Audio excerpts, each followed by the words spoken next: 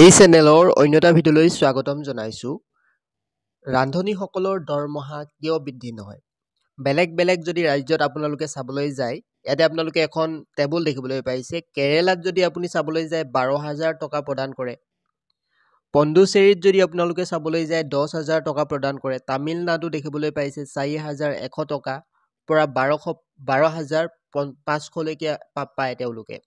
লগতে দেখিবলৈ পাইছে হাৰিয়ানা ৰাজ্য যদি চাবলৈ যায় আপোনালোকে 7,000 টকা পায় তেওঁলোকে। এটা আৰু লগতে আছে DNN দামান এণ্ড ডিউ, এনেকুৱা ধৰণে আছে। কি ৰাজ্য হয় মই নাজানো, ইয়াতে কি বুলি উল্লেখ কৰিছে ভালকৈ বুজি পোৱা নাই। ইয়াতে দেখুৱাই হৈছে কিন্তু 4,400 টকা প্ৰদান কৰে। লগতে তাৰ তলত আছে কৰ্ণাটকা, 3,700 প্ৰদান কৰে তেওঁলোকক ৰান্ধনীসকলক। তাৰ তলত আছে হিমাচল প্ৰদেশ, 3,500 দিয়ে। চণ্ডীগড় 3,300, AP, পাঞ্জাৱ, তেলেংগানাত, উত্তৰাখণ্ডত দিয়ে 3,000 টকা।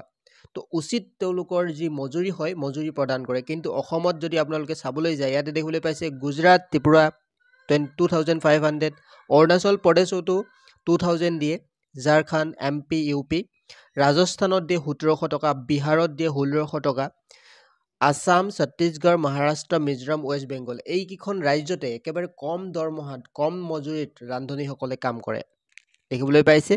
কিন্তু অসম চৰকাৰে অলপমান হ'লেও এই যিসকল ৰান্ধনী কৰ্মী আছে তেওঁলোকৰ বাবে অলপ হ'লেও তেওঁলোকৰ যিটো দৰমহা হয় দৰমহাটো বঢ়াব লাগিছিল। যিহেতু নামো অৰুণোদয়ৰ পৰা কৰ্তন কৰা হ'ল, অৰুণোদয় টকা তেওঁলোকে নোপোৱা হ'ল।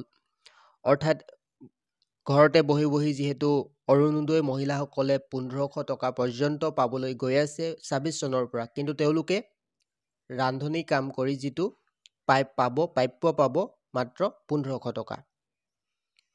তো ৰান্ধনী এৰি তেনেহ'লে অৰুণোদয় লোৱাই লাভ হ'ব। তো গতিকে অসম চৰকাৰে ৰান্ধনীসকলৰ যিটো মাননীটো 3,000 পৰ্যন্ত কৰিবলৈ অনুৰোধ জনাব লাগে সকলোৱে।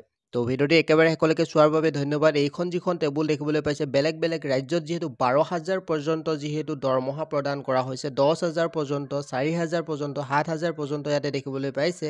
তো গতিকে অসম চৰকাৰেও এই মহিলাসকলৰ বাবে কিছু কথা বা কিছু গুৰুত্ব দিব লাগে। তো তেওঁলোকৰ উচিত মজুৰি পাব লাগে বুলি মই এই ভিডিঅ'টিৰ জৰিয়তে জনাইছোঁ। যদিহে আপোনালোকে আমাৰ চেনেলত প্ৰথমবাৰৰ বাবে আহিছে তেনেহ'লে চেনেলটি ছাবস্ক্ৰাইব কৰি ল'ব, কাষৰ বেল আইকনটো প্ৰেছ কৰিবলৈ নাপাহৰিব। ধন্যবাদ।